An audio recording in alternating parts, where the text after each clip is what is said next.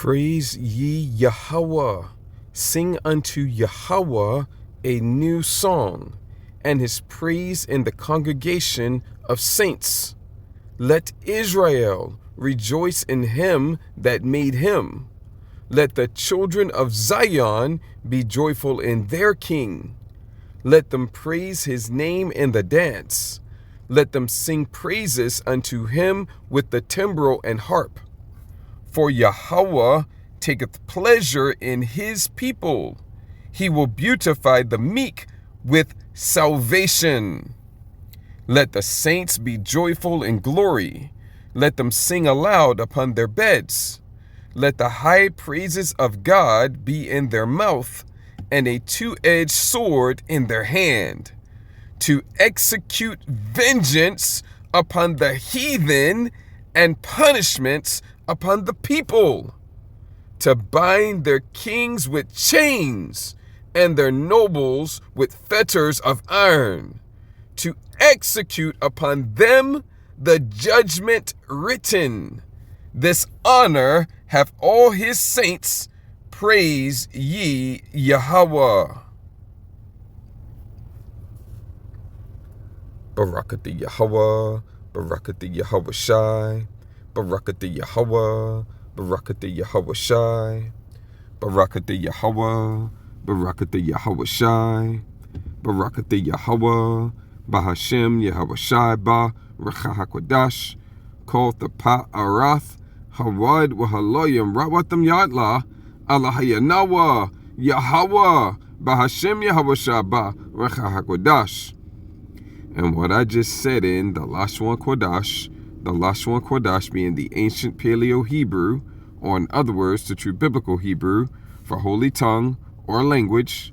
And what I just said is, all glory, honor, and praises abundantly and continuously to our power, Yahweh, the true name of our Heavenly Father, who the world ignorantly and incorrectly calls God, in the name of his only begotten Son, our Savior, our Messiah, our Deliverer, Yahweh Shai, HaMashiach, who the world ignorantly and incorrectly calls Jesus Christ, in, or in other words, through the Holy Spirit. Double honors to the apostles and elders of Great Millstone. Much peace, love, and respect to the brothers teaching and pushing this truth throughout the four corners of the earth. To the hopeful elect, the 144,000, and the 1/3, as well as the rest of the elect, scattered abroad amongst the heathen nations to the four corners of the earth, east, north, south, and west. To you I say, Shalom. This is your brother Ra'ib Tazadakwa coming back at you again, all through the spirit and power of Yahweh, Bahashem Yahweh Shai, with another lesson, Yahweh Ratazah, Yahweh willing. It is going to be edifying and encouraging for you Achim and any Achwaf that may be listening and or watching. All right, now tonight, this is going to be part 54 in the ongoing lesson series entitled, with the main title of For God So Loved the World. Tonight is part 54, and then there's also a subtitle, which I have varied from part to part. Okay, with the exception of the beginning of the lesson series, I kept the same subtitle for a while, and then I switched to a different one and kept it the same again for a while, and then ever since then I've been switching. I've been coming up with new subtitles with each and every part. All right, so the main focus or objective or point of this lesson series is that salvation is indeed only for Israel. And all the way up into this part 54 tonight, which I actually think we may actually complete it tonight, subject to the Spirit. If not tonight, then most likely the next part 55, if not tonight at part 54, will complete the groundwork, will complete the foundational work, which we've done a lot of things. We've gone into definitions. We've gone into, some human psychology to deal with people's fear. We've gone into, bringing out what salvation truly is, bringing out what hell is according to the scriptures, bringing out the biblical doctrine of reincarnation in accordance with the scriptures. And if you're hearing that for the first time, Matthew, the 11th chapter, verses 13, 14, and 15 is the easiest place in all of the scriptures to see that reincarnation is biblical. There is one other place that's pretty easy, and it's associated with it. Pretty much another variation of that same passage. But those two passages are the easiest place to see in the scriptures that reincarnation is biblical. All right, because it's point blank period. Okay, so we've gone into that. All of these are foundational building blocks. All of these are groundwork that you need to lay in order to remove and eliminate all the reasons why people are either unable or unwilling to see and accept that salvation is only for Israel, despite the fact that it's everywhere in the scriptures. The only reason that would remain why people are unable or unwilling is because they just can't get it, because they're not of the elect of the nation of Israel. And no amount of groundwork, no amount of foundational work will undo that. Okay, but outside of that, every reason that you would not be able to see it is being removed and has been removed and eliminated by this groundwork. Okay, because we've gone to a lot of places. The last thing we did was bring out the fact that there's two groups of Gentiles, two groups of foreigners, two groups of heathen, two groups of strangers. All right, and Salaki, I'm going to need to take a drink of my tea here from time to time, so just bear with me here. All right, my mouth is a little dry, and sometimes when I'm working, I neglect my drinking because I'm focused on the work. So just bear with me here.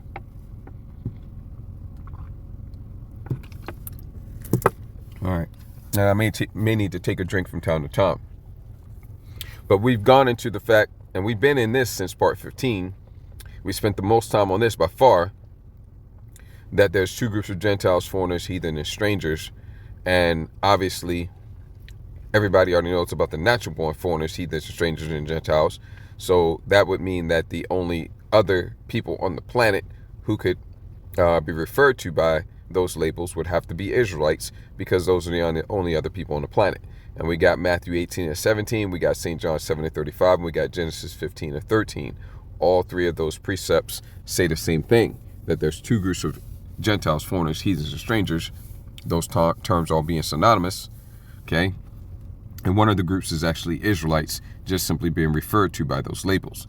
And once you understand that, it's very important to always make sure you identify which group it's talking about anytime you see those terms in the scriptures. And we just been working that point home ever since part 15. And that's a very important point and mystery doctrine to know and understand. All right, and once you know and understand that, then it in addition to all the other things that we've covered, it's just down here from there. Nothing else makes sense. The only thing that makes sense is that salvation is only for Israel. Okay, because the only reason you were able to stand up against the overwhelming avalanche of scriptures that say salvation is only for Israel is because you was able to hide behind these misunderstandings, your lack of knowledge with regards to definitions, your lack of knowledge with regards to history, and the fact that there's two groups of Gentiles and heathen, foreigners and strangers, which, by the way, we got the history as well. We spent like 7 or 8 parts getting history out of the books of 1st and 2nd Maccabees. We went into the history quite a bit. All right, because that's another reason why the Apocrypha was taken out of the scriptures. That's another one of the main reasons. Another one of the main reasons why it was removed from the scriptures. Now we have it back, though, of course, Barakatah Yahweh Shema Shah, is because it identifies who the wicked are. It identifies who the wicked are. It identifies that the Edomites were ruling as the Greeks, which once you understand that, it's just a hop, skip, and a jump to, well, it's also well known that the Edomites were ruling as the Romans as well. And then once you understand that, it's it's not too hard to figure out that they're the wicked, and then you can just start going from there, and you just follow the breadcrumbs, put it with the other precepts in the 66, and it starts to shed light on the fact that the Edomites, who were ruling as the Greeks, who were also ruling as the Romans, the ancient Romans that is, are the same people who are ruling today as the revived Romans. In the revived Roman Empire as the new Romans, or the revived Romans, okay, which would be America, Babylon the Great. Okay, so all of that understanding leads you to the understanding that the Edomites are in rulership today in accordance with 2 Ezra 6 verses 7 and 8. Okay, Esau is the end of the world, but Jacob is the beginning of it that followeth. The end of the world or age is this world and age that we're in right now. What does it mean that he's the end of it? It means that at the end, when this age and this world and this rulership is about to come to an end, the top man on the planet, the man that's ruling the world, is the so-called white man, generally speaking, the bloodline descendants of Esau.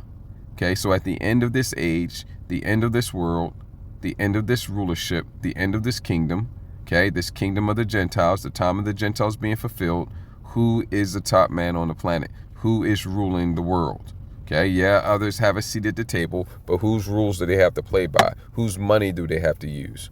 Okay, whose military do they have to bow to? Whose political pressure do they have to bow to? Okay, and everybody who's not being completely and blatantly and nakedly deceptive will have to say the so-called white man and America, Babylon the Great. All right, also backed up by NATO and the EU. Okay, the West. All right, and that's because Esau is the end of the world. But Jacob, the Israelite man, is the beginning of it that followeth. And what is it that followeth? Well, that's the kingdom of heaven. So in the kingdom of heaven, the Israelite man is on top. And that kingdom, that age, that world is without end. All right? And of his rulership, there will be no end. All right? So we established all that. We got the history. And we're about to wrap up now. We wrapped up a full breakdown of Romans the 9th chapter. We broke down a good portion of Ephesians 2. We broke down a good portion of Galatians 3. We broke down a good portion of Romans 3. We touched on Romans 7. We've gone a lot of places. This is part 54. We've gone a lot of places. The passages that I just mentioned, that's recent. Okay? I can't even remember every place we've been, beyond like, maybe 10 parts or so, the most recent 10 parts or so. All right. So we've gone a lot of places, and now we're wrapping up the foundational work. We're wrapping up the groundwork. And once that's done, you have, outside of you just being not able to get it, okay, you being reprobate, okay, and not being given to you. If it's given to you, then you got it. Then you should get it, okay? But if it's not given to you, all right, if our gospel is hid because the God of this world is blinding your eyes, well, there's nothing that can be done about that, okay? There's nothing that can be done about that, okay? Blessed are your ears and your eyes, for they see and for they hear, okay? Or hear and see, whichever way I said it, right? For unto them it is not given to know the mysteries of the kingdom. It doesn't matter how plain you make it, how well you break it down. If it's not given to someone to get it, they are not going to get it. All right. So the question I have is getting vengeance executed upon you and punishments put on you, is that salvation? Okay. Is having your kings bound with chains and your nobles with fetters of iron, is that salvation? Is having judgment which is written executed upon you, is that salvation? Okay? Because it says here, this honor hath all his saints. And the scriptures defines the saints as the Israelites. And you can see one of the places where that's the case right here. Praise ye Yahweh. Sing unto Yahweh a new song. Stop. New. Because the only hope you got, okay, because you know that getting vengeance executed upon the heathen, that's all of you heathen, and punishments upon the people, heathen and people are synonymous, the nations of the world, okay? All right? With a sharp two-edged sword in our hands, okay? And yeah, we are going to have literal swords. Okay, all right. Now, if you know that that's not salvation, So the only, that having your king, and if your kings are going into captivity and slavery, well, verse 7 already told you the whole nation. But if you want to, you know how people like to just look at one verse, right? Well, that's just the king, but the rest of the nation is going to be free. Now, if the king's going into slavery and captivity, if the nobles are going into slavery and captivity, then the whole nation is. Okay? And you know that verses 7, 8, and 9, okay, preceded by verse 6, is not salvation. So the only hope you got is to say, well, this is talking about something that's already been fulfilled. This is talking about something that already happened. This is talking about in the past. Praise ye Yahweh, sing unto Yahweh a new song. Let's look at the word for new. You already know that you lost. The word new. Okay? It has a root word. First thing you need to notice. Okay? New thing, fresh.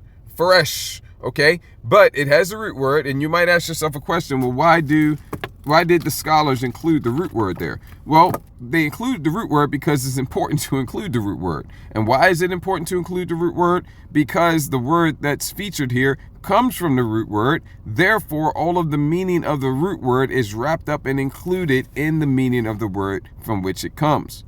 Okay? Is wrapped up and included in the meaning of the word that comes from it, I meant to say.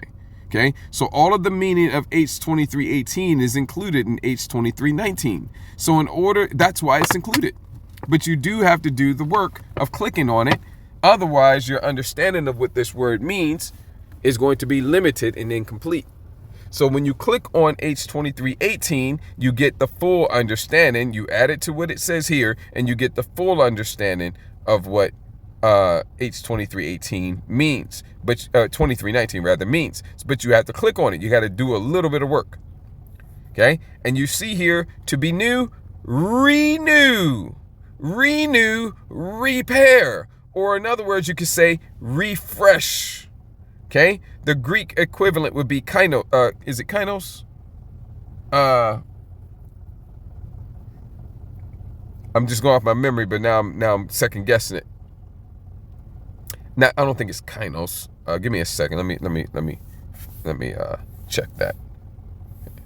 I gotta remember.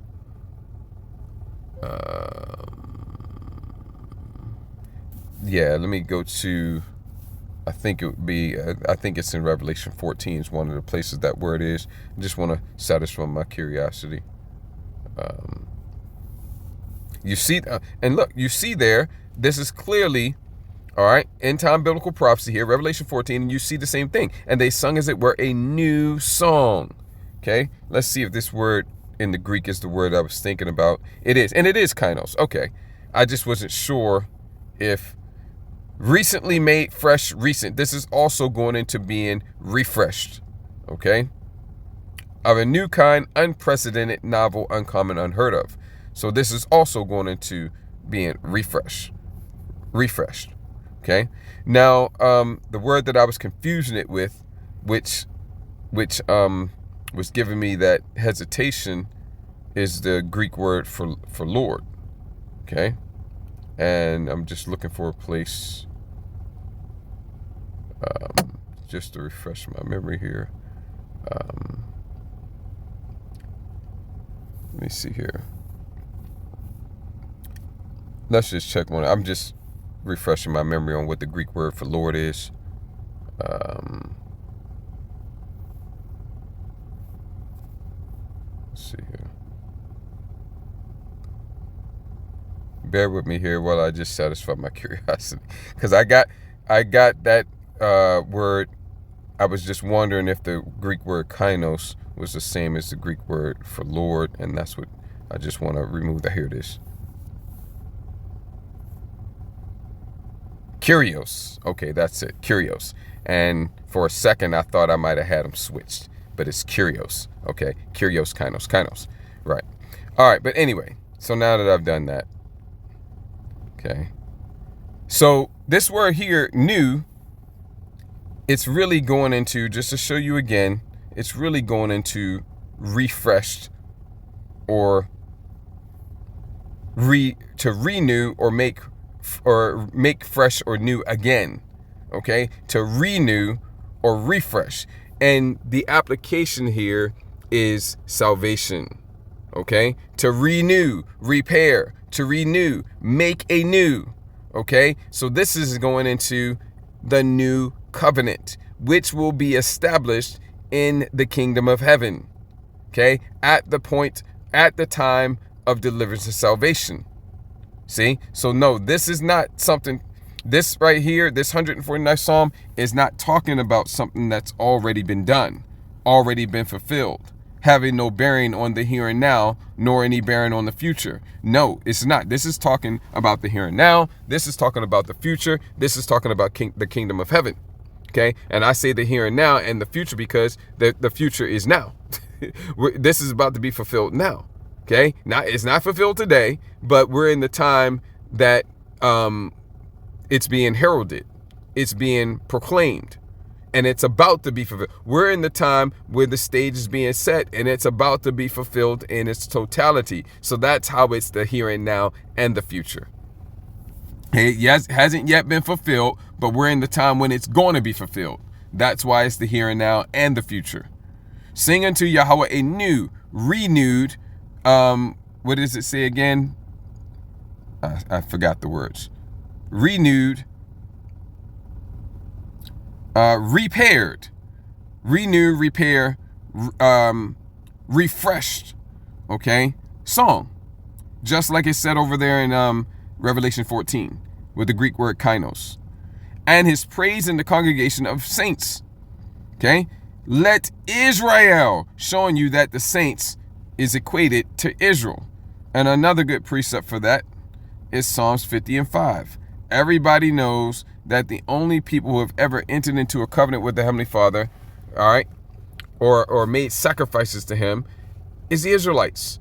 Gather my saints together unto me, those that have made a covenant with me by sacrifice. So gather the saints. Who are they exactly? Those that have made a covenant with me by sacrifice. Everybody knows that's only the Israelites. So you can't make up your own definition of who the saints are, man. So let Israel, that makes it plain right there, rejoice in him, our Father Yahweh, that made him. Let the children or sons of Zion be joyful in their king.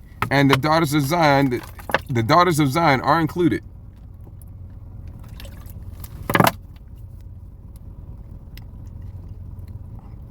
The daughters of Zion are included, but by extension. This is the Hebrew word banyam. Okay? They don't have it correct here. They got it singular, but this is banyam. All right? It's children. All right? So for whatever reason, they left off the plural portion, but when they translated, they got it right because it's not child, it's children or sons, right? And it's supposed to be sons because that's what this word means. If you want to talk about male and female offspring, that's a different word.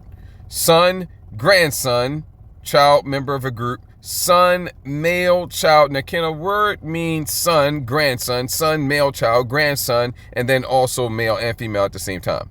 No, it can't. And that right there should tell you if you engage in your brain cells that the definition 1C is just thrown in there. Okay, you can't have a word that means male and female and only male. All right, you can have a word that means male and female, but then if you have a word that means like it's gender neutral, it can't also be gender specific at the same time.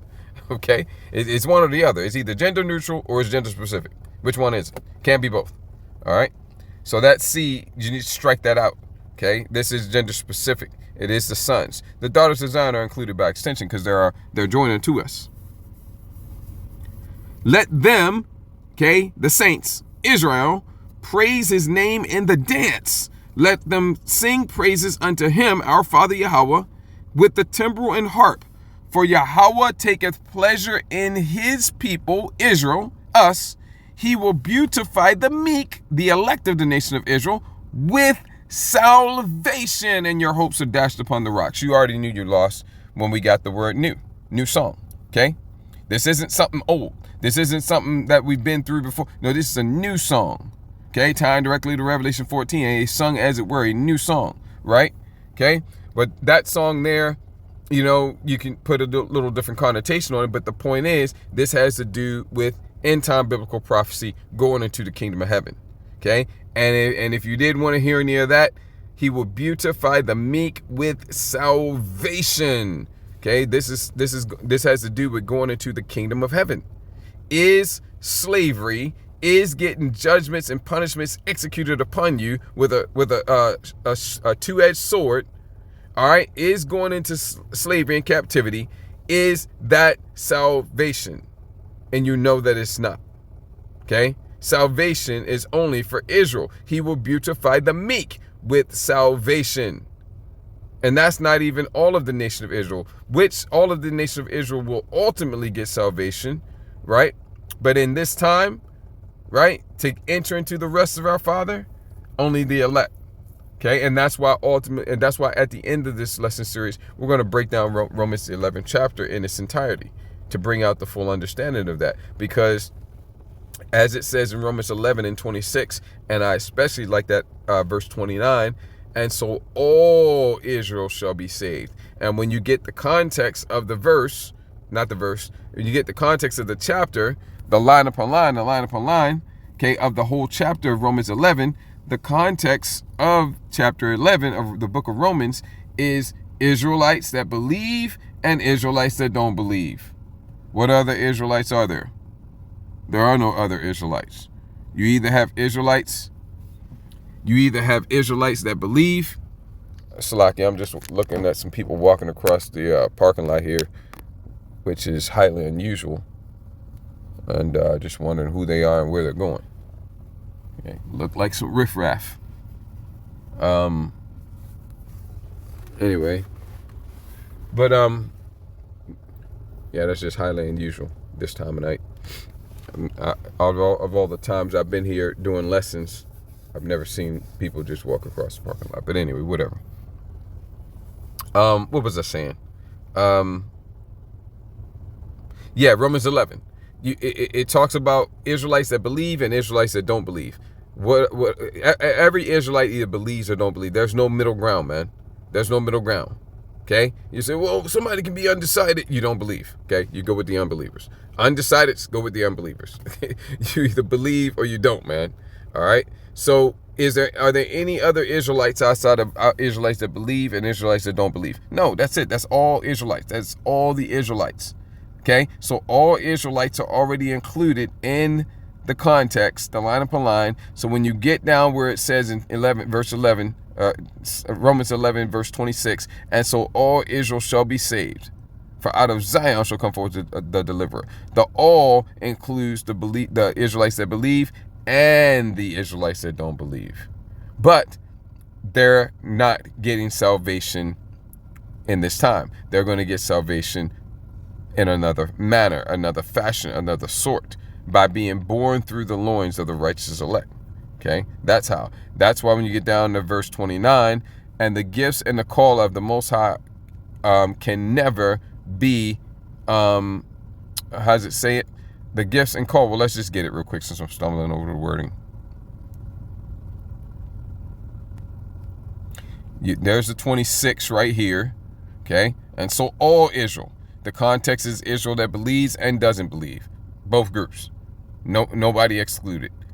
The wild olive tree, the Israelites that are likened unto the Gentiles, the Israelites that are in a foreign, heathen, strange Gentile state of mind, the Greeks, which are Israelites that follow the customs of the Greeks, the wild olive tree, that's them.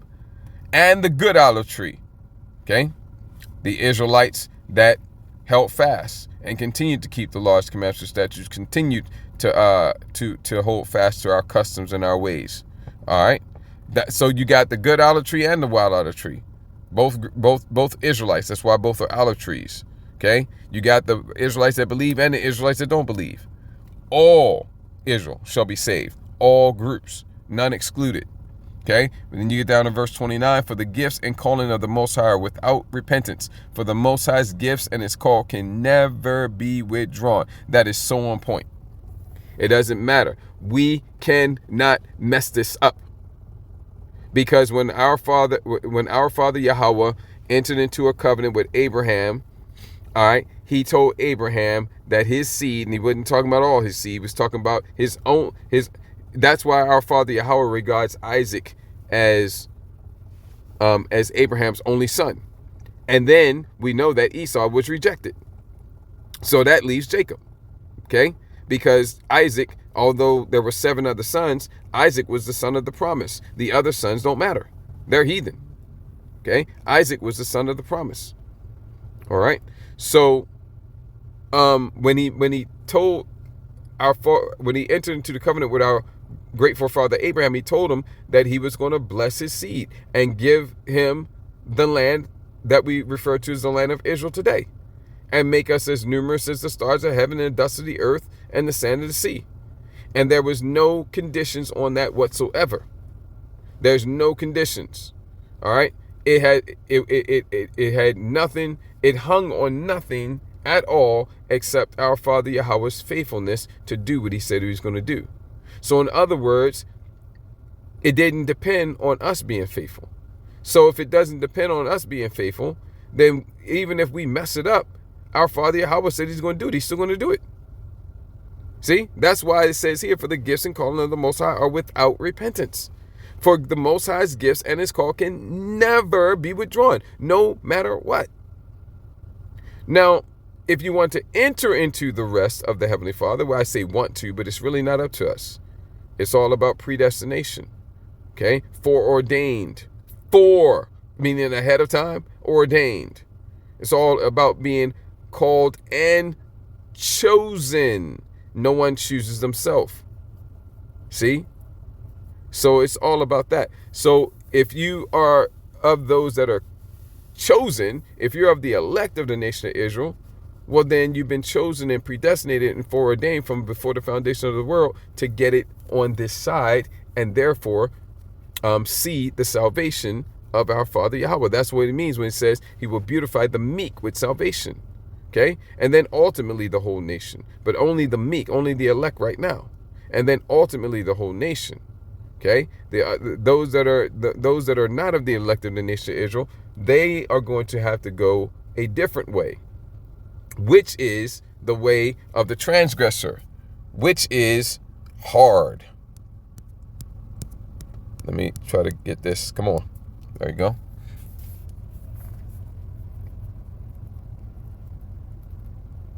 Let me show you that. It's not a precept I have memorized, but I want to memorize it. Did I spell transgressor right?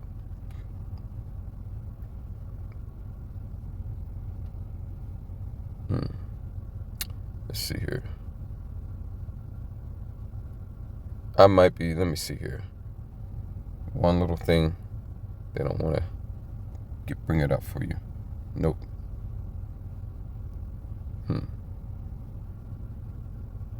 Let's try to just look for that word. Okay.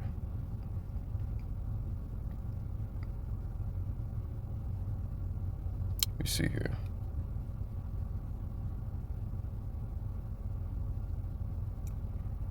Yeah, probably a different word. I'm going to pause it. I want to find that precept for you. Hold on a second.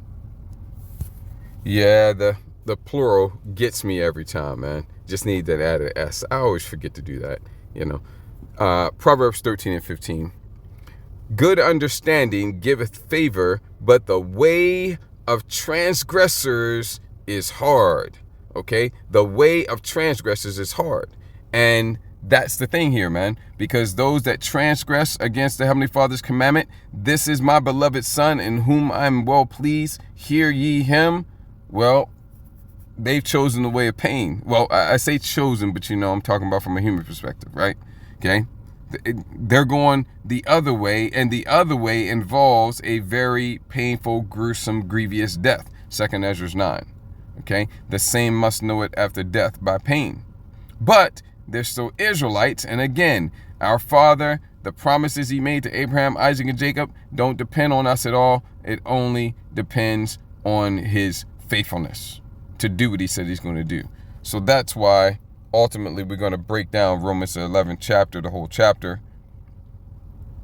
And that's why it says, For the gifts and calling of the Most High are without repentance. For the Most High's gifts and his call can never be withdrawn. Never. Never. Okay? If you're one of the elect, there's nothing you can do to not be one of the elect and get salvation in this time. If you're not one of the elect, but you're an Israelite, obviously, but if you're not one of the elect Israelites in this time, there's nothing you can do to become an elect Israelite. This is the predestination. This is the foreknowledge. Foreknew. Okay, the Apostle Paul gets into this. Foreordained, predestination. Okay, people see these words and then they still talk about, well, I'm going to choose this and choose that and not choose this and not choose that. Everything's already set. If the Most High has predestinated you and chosen you from before the foundation of the world, you are going to get deliverance and salvation in this time no matter what. If he hasn't, you will not, no matter what.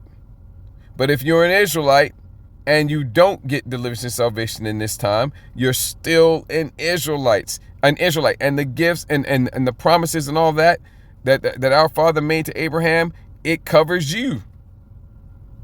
Because you're an Israelite. You're Abraham's seed. And when you read the covenant, you read the promises, it was nothing in there about us having to meet any criteria or do anything or meet the standard or nothing like that's in there. When our Father Yahweh told Abraham what he's going to do for Abraham and his seed, it was all about what he's going to do. Point blank, period. And so it was very fitting that when the covenant was entered into with Abraham fell asleep. Okay? Because really it had nothing to do with Abraham. Okay? It was all our Father Yahweh's faithfulness. Okay? And so since they're still Israelites, no, they're not chosen for deliverance and salvation on this side, but they're still Israelites. They're still partakers and benefactors, I believe is the right word or phrase, of the promises and the covenants. So they're still going to be in the kingdom of heaven. They're just going to have to be born into the kingdom of heaven through the loins of the righteous elect. Okay? They're just going to have to be born. Yahushua told Nicodemus under cover of darkness, and unless a man be born again, he cannot enter into the kingdom of heaven. Okay? 2 ways to be born again. One is spiritually speaking. Okay? And only the elect are going to do that. The other way is literally. And when you do, but here's the problem with having to be literally born again. Okay? You're going to have to be put to death first. Again, that's that painful and grievous death. Okay, so they get put to death on this side into Zariah Iquab in Jacob's trouble, or in the lake of fire. They get put to death, and then they're the first children born through the loins of the righteous elect. They're going to be the first children born to the elect that make it. And therefore, they will be born again. And when they're born again literally, they're also going to be born again spiritually as well. Because unless the man be born again, he cannot enter into the kingdom of heaven. So you got to be born again. One way is the much better preferred way. The other way that's the hard way. Okay? Because it involves a gruesome, grievous, painful death. Okay?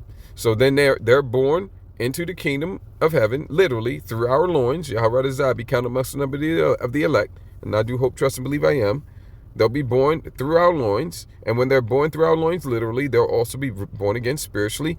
And they will be in the kingdom, immortal, in the covenants, blessed forevermore as Israelites. On a lower level, compared to the Israelites that made it, but still stratospheres upon stratospheres upon stratospheres above any heathen, because they are Israelites. See, the gifts and call of the Most High can never be withdrawn. All right, so the Spirit just had me touch on that a little bit, kind of a preview of Romans 11 when we get over here. We're going to break down this whole chapter. Probably is one of the last things we do for this lesson series, along with Isaiah 62. And, we're going to go into a few other things as well.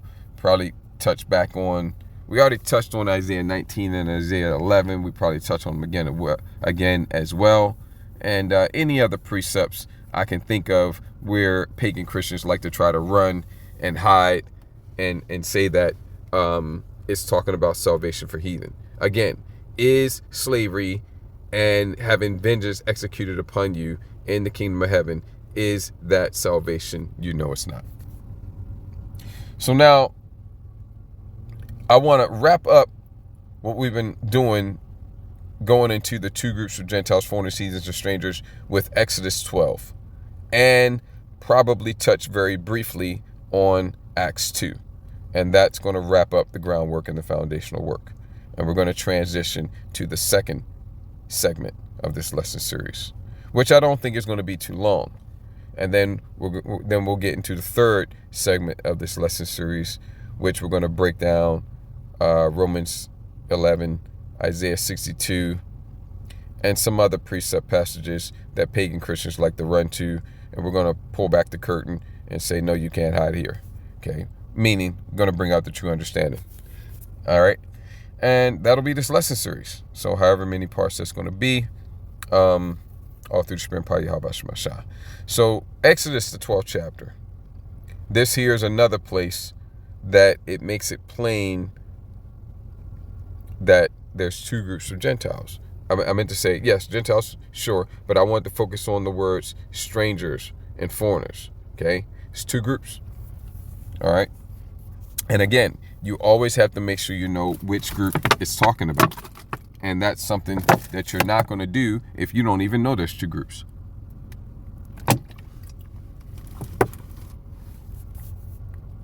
Exodus 12. Now this here is the first Passover, and it contains all the instructions on how to keep the Passover. But when you get down here, we're going to focus on the instructions concerning strangers and hired servants. Okay, because if you don't have the understanding that there's two different groups, well, then you're going to have a contradiction here. Okay, and you should know that there's no contradictions in the scriptures. But if you don't understand that there's two different groups, then you're going to have a clear contradiction here, and you're going to be like, well, I can't follow. I'm confused. Which one is it? Okay, and so we're going to look at that now. Exodus 12 and 43, and we're going to go down to 45. And Yahweh, our father Yahweh, who the world ignorantly and incorrectly calls God, said unto Moses and Aaron, this is the ordinance of the Passover. The Pasach. Passover. Pasach. Passover. Ha-Pasach. There shall no stranger eat thereof. No strangers. No stranger can eat there. No stranger can eat the Passover. But every man's servant that is bought for money, when thou hast circumcised him, then shall he eat thereof. No stranger can eat thereof, but every man's servant that you bought for money, circumcise him first, he can eat thereof. A stranger? No. Servant, bought for money, get him circumcised? Yes. Servant, it's like a stranger? No. Verse 45, a foreigner and an hired servant shall not eat thereof. You confused? Okay. There shall no stranger eat thereof. 43, 45, a foreigner and an hired servant shall not eat thereof. There shall no stranger eat thereof. A foreigner and an hired servant shall not eat thereof. If you took out verse 44, then it would be clear, right? But you wouldn't necessarily need to know anything. It's clear, okay? Stranger, no. Foreigner, no. Hired servant, no. But when you put 44 right in the middle, well, now things get murky, okay? So how do you reconcile all this? What's this really saying? Because it says a stranger, a foreigner, a hired servant cannot eat thereof. 44, but every man's servant that is bought for money, when thou circumcise him, then shall he eat thereof. So every man's servant bought for money, circumcise him, he can eat. A hired servant cannot eat. Right? And the only way to understand this is if you know that it's talking about two different groups. Okay? And Yahweh said unto Moses and Aaron, this is the ordinance of a Pasach. There shall no stranger eat thereof. Let's look at the word for stranger in verse 43. Let's look at the word for stranger, foreigner. Okay, because sometimes the words are translated to foreigner, sometimes to stranger. All right, let me see here. Yeah, we're going to look at the word for foreigner. We're going to look at the word for stranger. Okay, let's look at the word for stranger first. Verse 43. You see it is H5236, and it says foreign, alien, foreigness, that which is foreign, foreigners, okay? Alien, foreigner, foreign, all right? Now this word here, all right, this word here is talking about natural born foreigners. In other words, actual heathen, Nakar, all right? Let me see here. I don't have my, there are no E's in the ancient Paleo-Hebrew, but it's probably an A or an I, and I don't have my Syrian script with me. I have it on the phone, but I don't want to pull it up right now. The actual pronunciation is not that important to the lesson. But this is talking about an actual heathen, an actual Gentile, natural born, okay? That is not an Israelite, okay? This word here. But then when we go down to, and you see that it says, there shall no stranger, natural born heathen, natural born Gentile, non-Israelite eat thereof, okay? Go down to 45. A foreigner and an hired servant shall not eat thereof. Let's look at those words. Well, we know what servant is. That's ibad, okay? But let's look at the word for foreigner, okay? Sojourner, stranger. Let's look at the root word, okay? To dwell, remain, sit, okay? Not a lot there. But this is also talking about natural born, this is also talking about natural born heathen, natural born Gentiles. And that's the reason why verse 43 and verse 45 match. The stranger, no. Can he partake? No. A foreigner and a hired servant, can he partake? Can he eat thereof? No. Shall not eat thereof. Why? Because they're not Israelites. That's why. 44, but every man's servant, ibad, that is bought for money, when thou hast circumcised him, then shall he eat thereof. Why is it that this servant that is bought for money, why is it that he can be circumcised and eat thereof? It's because that servant is an Israelite. And in the law, you can have an Israelite as a servant. Okay? Now, and if an Israelite man has an Israelite as a servant, then the law specifically says how he has to treat him. Okay, if an Israelite man has a fellow Israelite man, his brother, all right, in bondage or as a servant, okay, the law specifically says that he cannot be made to serve with rigor. Okay, in other words, if an Israelite man has another Israelite man in bondage or in slavery or in servitude, he can't treat him like a heathen. Okay. An Israelite man can rule over a heathen with rigor, okay? But not over a fellow Israelite man with rigor. That doesn't mean that an Israelite man is going to just rule over a heathen with rigor for no reason, okay? We generally wouldn't do that unless there was some reason that the heathen servant or heathen slave wasn't doing what they were supposed to do. They was doing something wrong. Well, then we could rule over them with rigor. But over a fellow Israelite man, the law forbid that. We couldn't treat our brother, even if he was our slave, our servant, hired servant or whatever, we couldn't treat him like a heathen. Okay? Verse 44 is talking about an Israelite that's in servitude or bondage to another Israelite man. Verse 43 and 45, those are actual natural born heathen. Okay? And when a stranger so sojourn with thee. Now, that's what it was. I wanted to compare this word for stranger in verse 48 to the word for stranger in verse 43. Again, the word for stranger in verse 43 is, where'd it go? Here it is. This is the word here, H5236, and I told you that's talking about a natural born heathen, a non-Israelite.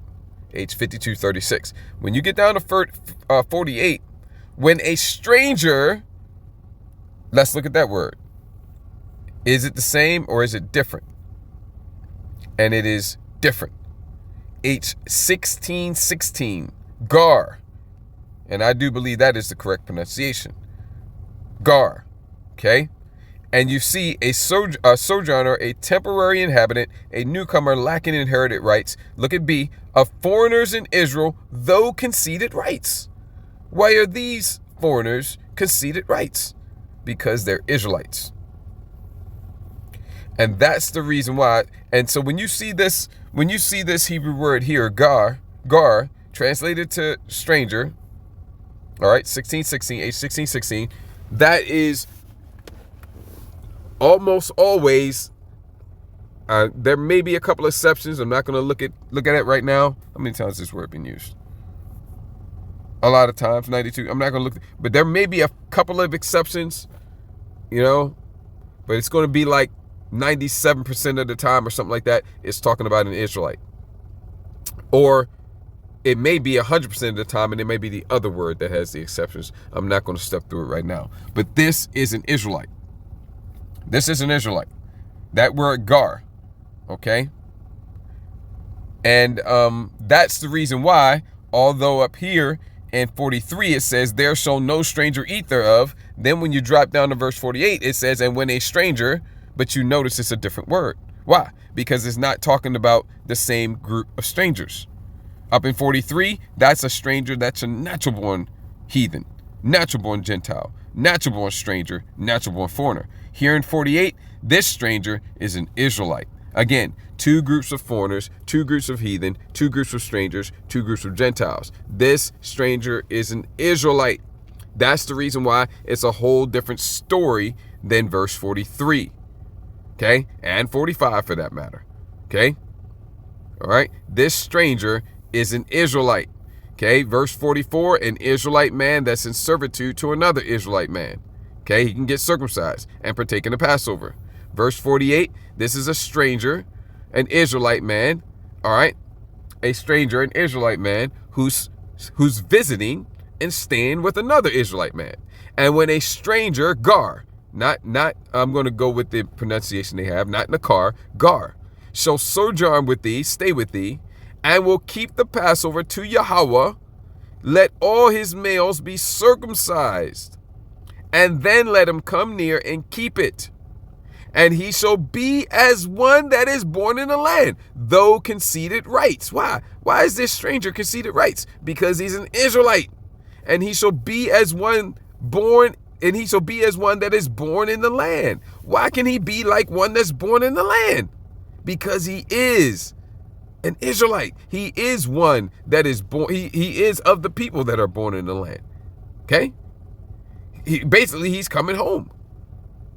And he shall be as one that is born in the land, because he is an Israelite.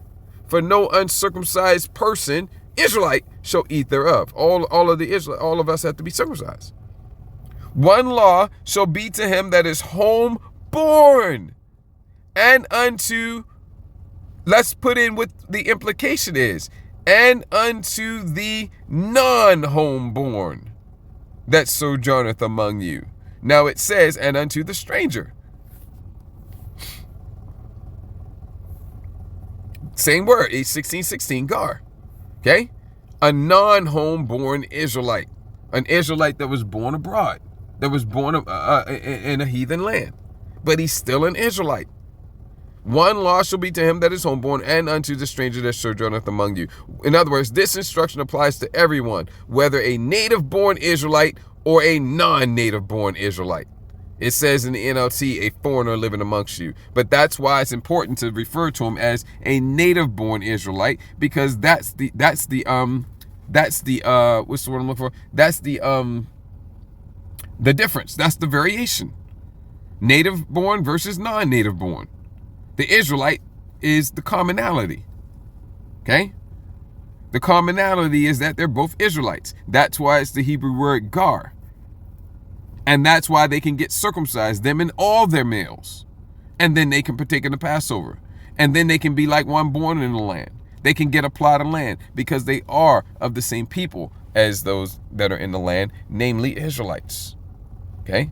And same thing with the Israelite that's in bondage, a servant to another Israelite. Verse 44. Okay?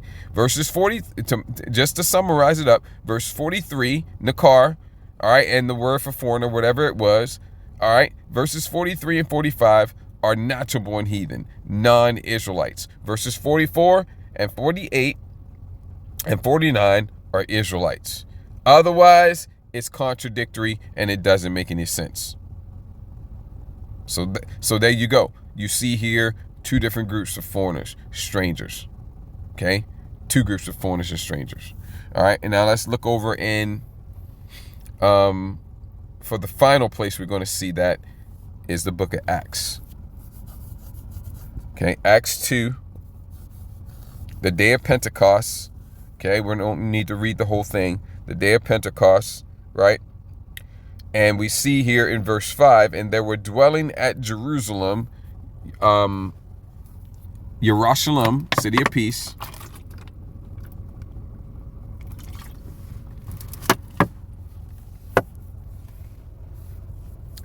Judeans, Jews, Judeans, Israelites, devout men out of every nation under heaven. Every nation.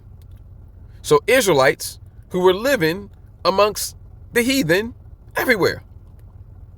But they were Israelites, and they knew they were Israelites, and they were devout. So they were still living as Israelites, even though they were amongst the heathen. They were amongst the heathen, but they weren't living like the heathen, though. They were still keeping the laws, commandments, and statutes. That's why they would come back to Jerusalem 3 times a year to observe the 3 main high holy days in accordance with the law. Okay? And that's why it says that they were devout. They were living amongst the heathen in every nation under heaven.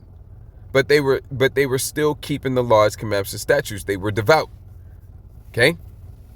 Let's notice what they were referred to as. These Israelites, devout, keeping the laws, commandments, and statutes, no matter what nation they were living amongst, because they came out of every nation. What were they referred to as? Let's drop down to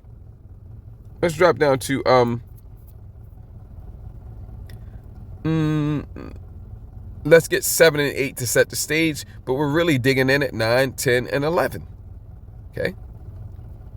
And they, the devout men, the Israelites out of every nation, were all amazed and marveled, saying one to another, Behold, are not all these which speak Galileans? These men come from Galilee. And how hear we every man in our own tongue, wherein we were born? See, non-native born, how did it say over there?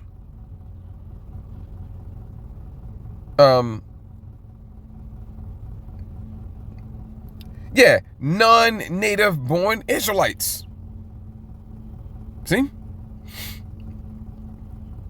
See, and that's what these were. These were Garyim. All right, strangers. Okay, strangers that were Israelites. Okay, non-native born, non-homeborn, born abroad, born in foreign lands that belonged to the heathen. They were not born in Israel. Okay, however, they were Israelites, and their families were keeping the laws, commandments, and statutes. They were devout, but they weren't born in Israel. See? How hear we every man in our own tongue wherein we were born? But these are Israelites. And there were dwelling at Jerusalem Jews, devout men, Israelites, devout men out of every nation under heaven. And those nations that they were out of, that's where they were born, even though they were Israelites. Non-homeborn Israelites. And how hear we every man in our own tongue wherein we were born? Parthians. Oh, so these Israelites born in all these different lands, basically they were the ones that came from the land of Parthia, or whatever it be called. They were let me see, what is that land called? I just want to make sure I'm speaking about it correctly. Parthia. Yeah, okay, that's what I thought. Yeah. So the ones that came out of Parthia, what were they called? Parthians. Hey, so you might say, hey, go tell those Parthians over there that they can come over here and hear about the gospel, and they can get, those Parthians can get salvation too. And then you think it's talking about the natural born heathen that come from Parthia. No, it's talking about the Israelites that were born in the land of Parthia, that speak the language that the Parthians speak. It's only talking about them. It's not talking about all the Parthians. It's only talking about the Parthians that are Israelites. But those Israelites that come from Parthia, they're being called Parthians and Medes. And then again, you got Israelites being called Medes and Elamites. These Israelites, these Judeans, I won't call them Judeans, I'm calling them what they are. These Israelites, and they were dwelling at Jerusalem. It says Jews, Israelites, devout men out of every nation under heaven. And one of those nations was the nation of Elam. So you got these devout Israelite men being called Elamites. Why? Because they're Edomites? No, of course they're not Edomites. They're Israelites. But because they were born in that land and they came from that land, so they were being called Edomites. And the dwellers in Mesopotamia and in Judea and Cappadocia and Pontus and Asia, Phrygia, however you pronounce that one, that was a little hard for me. Let me see here. Phrygia, I believe it would be the correct pronunciation, and Pamphylia in Egypt. Okay, so you got Israelites in all of these places who are being called by the labels of the heathen that are in the land that they were born in. You see how this sets up the world for confusion. Because anytime you see any of these labels or any of these people, or just to go with the broad general terms of foreigners, heathens, and strangers and Gentiles getting deliverance and salvation, they're Israelites. Okay?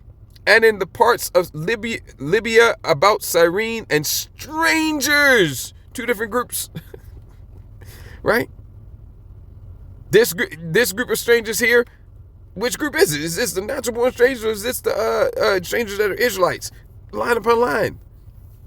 And there were dwelling at Jerusalem Israelites. It says Jews, Israelites, devout men out of every nation under heaven. These strangers here, you got to know which group it's talking about. These are Israelites of Rome, Jews and proselytes, which proselytes are new converts.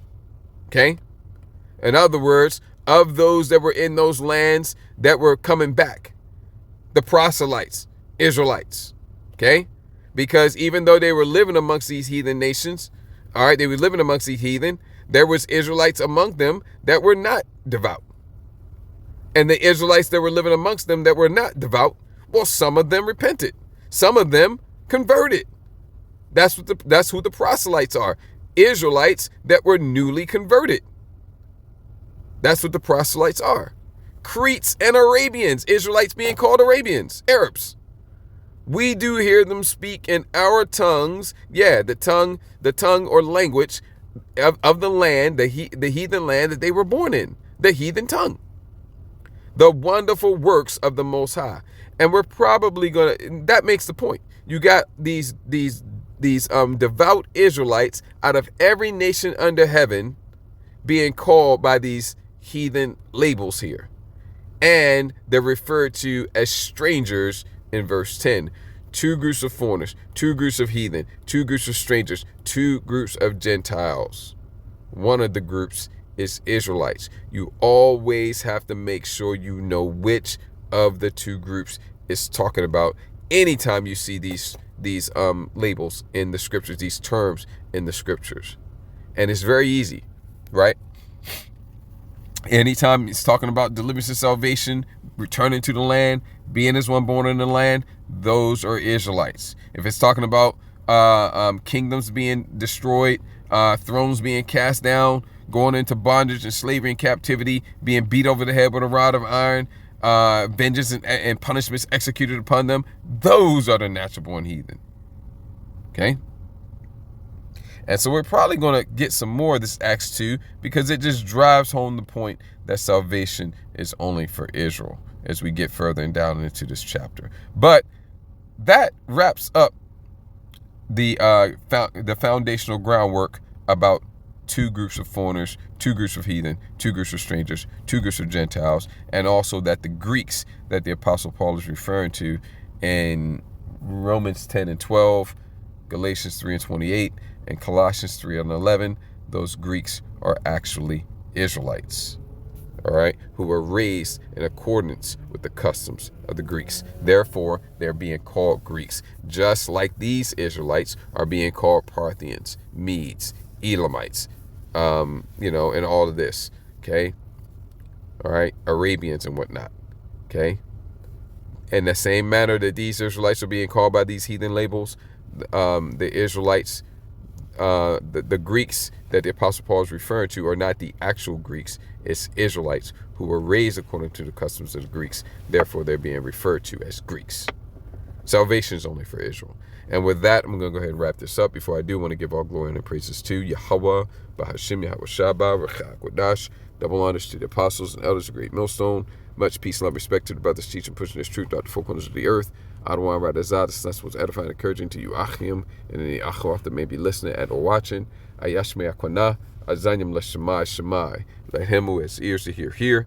Kwam Yesharala, Baba Kwasha Abai Babal Etha, Wakal Adawam. Shalom Nahabachariam, Shalom.